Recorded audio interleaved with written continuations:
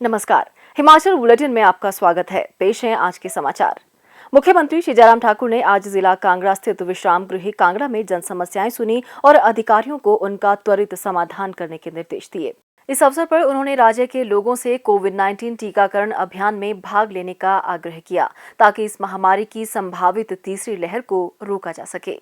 उन्होंने कहा कि प्रदेश सरकार ने बड़े पैमाने पर टीकाकरण अभियान शुरू किया है और हिमाचल प्रदेश इस अभियान में देश में अग्रणी राज्य है।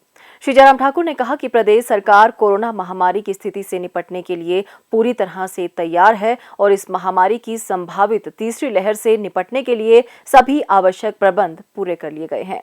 उन्होंने कहा कि डॉक्टर राजेंद्र प्रसाद राजकीय चिकित्सा महाविद्यालय टांडा और प्रदेश के अन्य सभी प्रमुख स्वास्थ्य संस्थानों में स्वास्थ्य सेवाओं को सुदृढ़ करने के लिए सभी प्रभावी कदम उठाए जा रहे हैं। मुख्यमंत्री ने कहा कि मुख्यमंत्री सेवा संकल्प हेल्पलाइन 1100 जन शिकायतों के त्वरित समाधान प्रदान करने में सहायक सिद्ध हो रही है।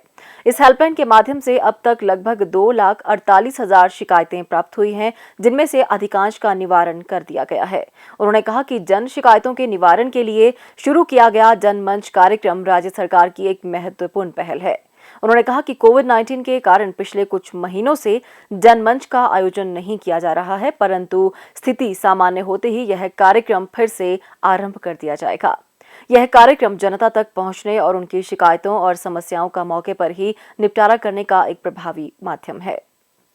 मुख्यमंत्री श्री जयराम ठाकुर ने कहा कि राज्य सरकार ने आत्मनिर्भर भारत अभियान को केंद्र में रखते हुए व्यक्तियों और संगठनों की ओर से अनुसंधान और नवाचार को बढ़ावा देने वाले पारिस्थितिकी तंत्र का निर्माण कर व्यापक बदलाव लाने के लिए नई विज्ञान, प्रौद्योगिकी और नवाचार नीति तैयार कर अनुमोदित की है। मुख्यमंत्री ने कहा कि भारत सरकार की विज्ञान, प्रौद्योगिकी और नवाचार नीति से प्रेरणा लेते हुए हिमाचल प्रदेश विज्ञान, प्रौद्योगिकी और पर्यावरण परिषद ने राष्ट्र की तर्ज पर यह नीति तैयार की है। उन्होंने कहा कि राज्य के विभिन्न शैक्षणिक और अनुसंधान संस्थानों के लगभग 30 हितधारक विभागों, कार्यकारी समूह के सदस्यों, कुलपतियों और वैज्ञानिकों के कोर ग्रुप और प्रमुखों व प्रतिनिधियों के साथ विभिन्न दौर के विचार विमर्श के बाद प्रारूप दस्तावेज को अंतिम रूप दिया गया है।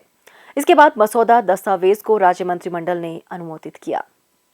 श्री जयराम ठाकुर ने कहा कि इस नीति को बनाते समय पर्वतीय क्षेत्रों और समाज की बेहतरी के लिए ऊर्जा, पर्यावरण, जलवायु परिवर्तन और आपदाएं, भोजन और पोषण, पानी और स्वच्छता, आवास, कम लागत पर स्वास्थ्य देखभाल, कौशल निर्माण और बेरोजगारी जैसे महत्वपूर्ण पहलुओं के समग्र सतत विकास को ध्यान में रखा गया है।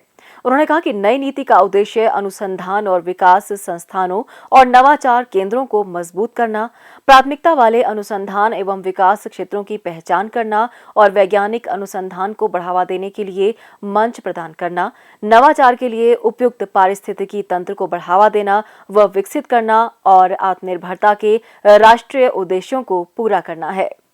तकनीकी क्षमता और सामाजिक आर्थिक विकास के लिए स्वदेशी संसाधनों का अधिकतम उपयोग भी इसमें शामिल है।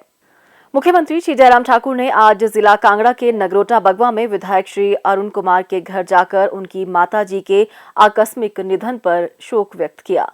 मुख्यमंत्री ने ईश्वर से दिवंगत आत्मा की शांति और शोक संतप्त परिवार को इस अपूर्णीय क्षति को सहन करने की शक्ति प्रदान करने की प्रार्थना की।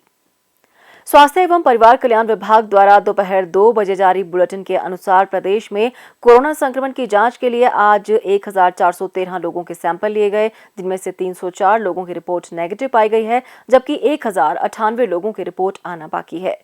अभी तक 30,54,955 लोगों की जांच की जा चुकी है, जिनमें से 28,43,019 सैंपल की जांच नेगेटिव पाई गई है। प्रदेश में कुल 2,10,733 लोगों में कोरोना वायरस के संक्रमण की पुष्टि हुई है, जिनमें से 2,04,659 लोग इस बीमारी से ठीक हो चुके हैं और 2,508 व्यक्ति उपचाराधीन हैं। हिमाचल बुलेटिन देखने के लिए सब्सक्राइब करें YouTube channel DPR Himachal, follow करें ट्विटर @DPRHP, लाइक करें Facebook page information and public relations department Himachal Pradesh, visit करें वेबसाइट www.himachalpr.gov.in। इस अंक में इतना ही। कल फिर होगी मुलाकात। दीजिए इजाजत। नमस्कार।